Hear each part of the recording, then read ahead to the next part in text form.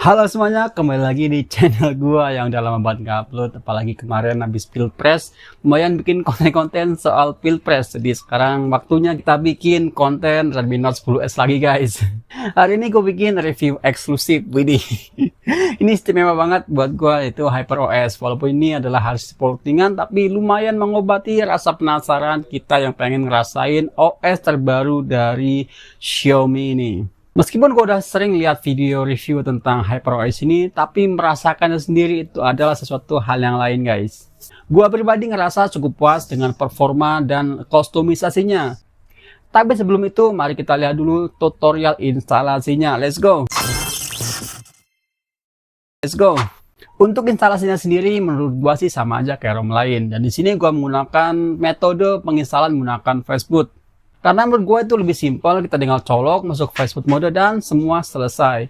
Tapi buat kalian pengen nyoba pakai TWRP, sepertinya ROM ini juga bisa diinstal menggunakan TWRP, dilihat dari meta.inf yang ada di folder ROM tersebut. Tapi ingat, flashing ROM selalu memiliki resiko dan bisa membatalkan garansi handphone kalian. Jadi pastikan kamu tahu apa yang kamu lakukan atau enggak didampingi oleh orang yang lebih berpengalaman.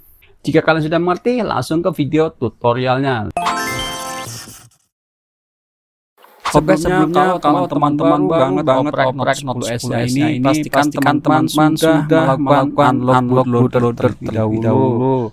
Juga pastikan bahwa semua driver yang diperlukan sudah terinstall benar di laptop ataupun komputer kalian. Jika udah langsung aja caranya kayak gini. Pertama kita ekstrak dulu file ROM yang kita download. Nah di sini gua pakai yang versi agak lama ya 1.1. Tapi buat yang versi lebih baru sih harusnya sama aja ya. Jadi kita ekstrak kalau udah selesai, nanti kita buka aja folder ekstrakannya. Nah ini lamanya ekstrak ini tergantung dari kecepatan laptop atau komputer teman-teman.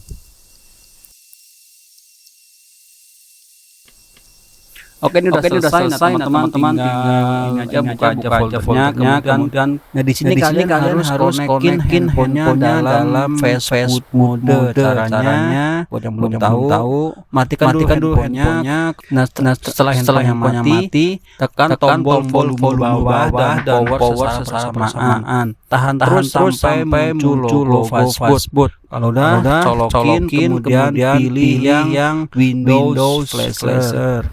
Nah di sini ada pertanyaan apakah mau tetap melanjutkan atau enggak. Di sini ada peringatan bahwa melakukan flashing ROM akan menghapus semua data. Kalau udah yakin kita klik Y, kemudian kita klik enter.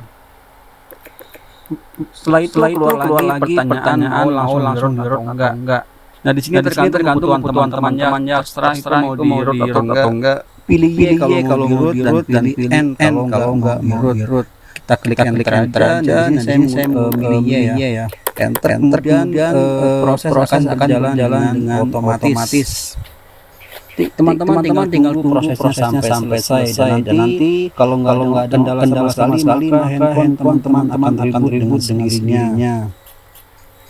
Lamanya waktu penginstalan ini mungkin kira-kira 15 sampai 20 menit. Jangan teman-teman coba cabut kabel ketika proses sedang berjalan.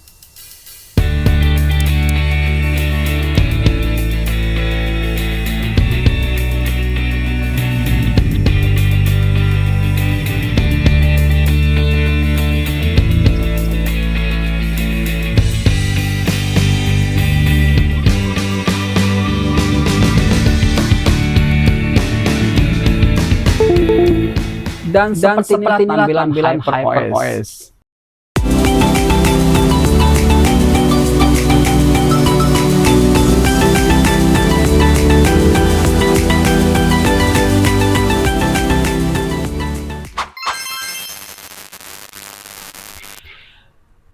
Di bagian ini kayaknya nggak ada yang berubah drastis ya. Paling icon doang yang agak sedikit berubah. Cuma karena wallpapernya jadi keras gimana ya, lebih fresh aja. Dan ini kayaknya lebih ke desaturasi warna nggak sih ikonnya. Di sini kita harus swipe di bagian kanan atas jika ingin melihat quick setting, dan sebelah kiri jika ingin melihat notifikasi. Sebenarnya fitur ini sudah lama ada di MIUI, cuma di sini kita tanda kutip diwajibkan menggunakan fitur ini. Untuk settingan defaultnya, kalian tidak akan menemukan nama-nama shortcut di quick settingnya. Ini lebih clean, tapi juga butuh waktu buat adaptasi jika belum terbiasa. Kalian bisa merubahnya di pengaturan jika mau. Nama dan icon di pengaturan juga sedikit berubah jika dibandingkan dengan MIUI 14 terakhir. Always on display di sini lebih luas ya, jadi nggak terlalu kaku, nggak seperti MIUI 14. Di sini juga kalian bisa set AOD-nya ke always on, jadi benar-benar always on. Performa secara keseluruhan tidak ada masalah, fast and smooth. Di sini saya nggak tes game karena ternyata udah rilis ROM baru, jadi sayang-sayang kalau udah download game kemudian dihapus lagi, kemudian download lagi, ya sayang kuota. Jadi saya rencananya bakal update ke OS yang terbaru dulu, kemudian baru coba untuk tes game dan aplikasi benchmark. Karena saya juga ngerasa di ROM ini tuh lumayan boros baterainya. Jadi sekalian saya pengen nyoba di OS barunya nanti apakah lebih irit baterainya atau malah lebih boros. Di bagian kamera saya suka update di HyperOS ini karena ada teleprompter di bagian kamera ini. Karena ini sangat membantu buat kita yang jadi konten kreator baik di TikTok maupun di YouTube ataupun sosial media lainnya. Buat kalian yang nggak tahu apa itu teleprompter, intinya fitur ini akan menampilkan teks di layar sehingga kita bisa lebih lancar saat membuat video. Jadi buat menggunainya kita tinggal tulis skripnya, kemudian kita tampilkan di layar handphone kita. Habis itu kalian tinggal baca aja tuh skripnya. Jadi seolah-olah kalian lancar banget ngomong depan kamera. Padahal sebenarnya kalian baca dari teleprompter tersebut. Di bagian media ini, bugs yang saya rasain itu ada di bagian galeri bawaan. Jadi galeri bawaan ini nggak mau play video. Cuma ya fixnya gampang banget. Kalian tinggal download Google Foto ataupun player video lainnya. Otomatis si galeri ini juga bisa ngebaca dan memainkan file video tersebut. Sayangnya lagi di bagian galeri ini nggak pakai AI. Jadi AI yang digembor-gemborkan Xiaomi tidak ada di HyperOS di Note 10s ini. Wah, sayang banget nih. Padahal ini fitur yang pengen banget gua coba. Cuma sayangnya nggak tahu emang dari portingannya atau bagaimana sehingga fitur AI ini nggak ada. Saya udah coba ngupdate galerinya baik dari store official maupun dari file APK yang ada di internet. Sayangnya nggak ada satupun yang work. Seperti di kebanyakan HyperOS lain, di handphone ini juga kita bisa menggunakan layar kunci baru yang bisa kita kustomisasi sesuai selera. Kita juga bisa memindahkan teks dari depan muka kita ke bagian belakang. Ini yang membuat gua bingung nih, soalnya di fitur lock screen-nya bisa seperti menggunakan AI, tapi ketika di galeri itu nggak ada.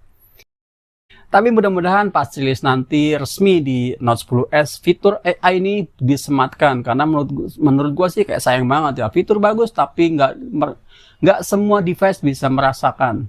Secara keseluruhan, HyperOS adalah nafas segar bagi Redmi Note 10s ini, kecuali tadi performa baterai.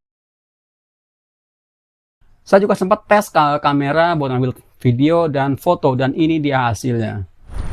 Nah, ini kamera belakang menggunakan yang lensa wide. Gimana hasilnya? Oke, nah ini lensa satu kalinya guys. Yang gue suka dari Xiaomi ini kamera itu support pakai ini apa, mic eksternal ya, dibanding ya, jadi kita nggak usah nggak usah pakai open kamera. Enggak, kalau yang itu kan Oppo gua kan harus pakai ini kan open kamera kan. Kalau di Xiaomi ini nggak usah. Ini gua yang suka. Ya, ini gua capek-capek. Dan hasilnya tuh menurut gua sih lebih bagus kamera bawaannya dibandingkan open kamera. Oke, ini hasil video dari Note 10s yang menggunakan HyperOS. Menurut gua sih udah ya bagus lah. Gue sih berharap nantinya ada produsen HP yang bikin kamera depannya itu bagus gitu. Kebanyakan kan kalau kamera HP ini depannya pasti kayak lebih jelek gitu dibanding kamera belakangnya kan.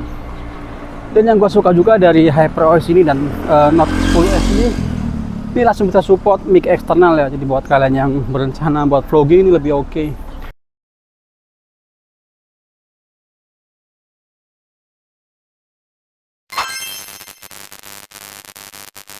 Kesimpulannya HyperOS ini adalah sama tapi beda. Karena gua ngerasa HyperOS ini mirip banget sama MIUI 14.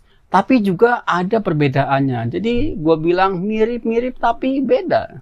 Nah, itu dia ulasan gua tentang HyperOS di Redmi Note 10S ini. Apakah kalian tertarik buat mencobanya atau kalian rela menunggu dalam waktu yang lama untuk mendapatkan update officialnya?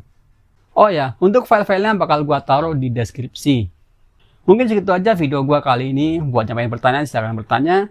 Buat kalian yang masih punya pertanyaan tentang video ini, bisa kalian kontak di Instagram gua di sini. Oke guys, cukup sekian and bye-bye. See you.